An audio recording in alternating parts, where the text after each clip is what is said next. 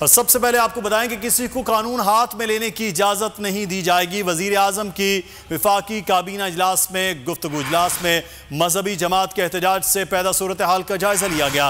वज़ीर दाखिला शेख रशीद ने कानून तोड़ने वालों से सख्ती से निमटने का ऐलान कर दिया। किसी को कानून हाथ में लेने की इजाज़त नहीं दी जाएगी। वज़ीर आज़म की विफाकी काबीना इजलास में गुफ्तगू। इजलास में मजहबी जमात के एहतजाज से पैदा सूरत हाल का जायज़ा लिया गया। वज़ीर दाखिला शेख रशीद ने कानून तोड़ने वालों से सख्ती से निमटने का ऐलान भी कर दिया।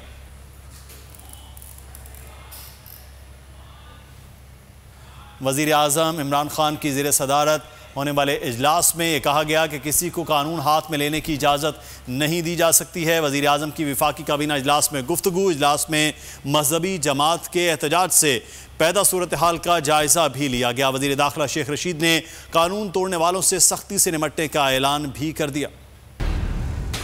किसी को कानून हाथ में लेने की इजाजत नहीं दी जाएगी। वज़ीर आज़म का विफाकी काबीना इजलास में फैसला। वज़ीर आज़म की ज़ेर सदारत इजलास में मुल्क की सियासी मुआशी सूरत हाल पर गौर किया गया। मजहबी जमात के एहतजाज से पैदा होने वाली सूरत हाल का जायजा लिया गया। विफाकी वज़ीर अली ज़ैदी ने कहा कि हालात कंट्रोल में है। वज़ीर आज़म तमाम तर सूरत हाल से आगाह है। Everything is under control. Prime minister को सब कुछ पता है और वो इंशाल्लाह फैसले जो है वो आपको पता चल जाएंगे और कमजोमान कंट्रोल में आ जाएगा। क्या ब्रीफ किया प्राइम मिनिस्टर को?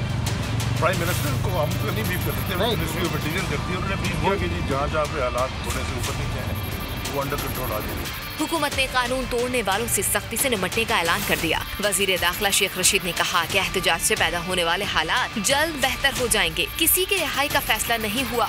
विफाकी काबीना ने तमाम 27 नुकाती एजेंडे की मंजूरी दे दी। कोर्ट चार्जेस कम करने से मुतालिक समरी मंजूर कर ली गई। कानूनी मामलात पर काबीना कमेटी के 31 मार्च के फैसलों और तवानाई पर कायम कमेटी के 26 मार्च के फैसलों की भी तौसीक कर दी गई।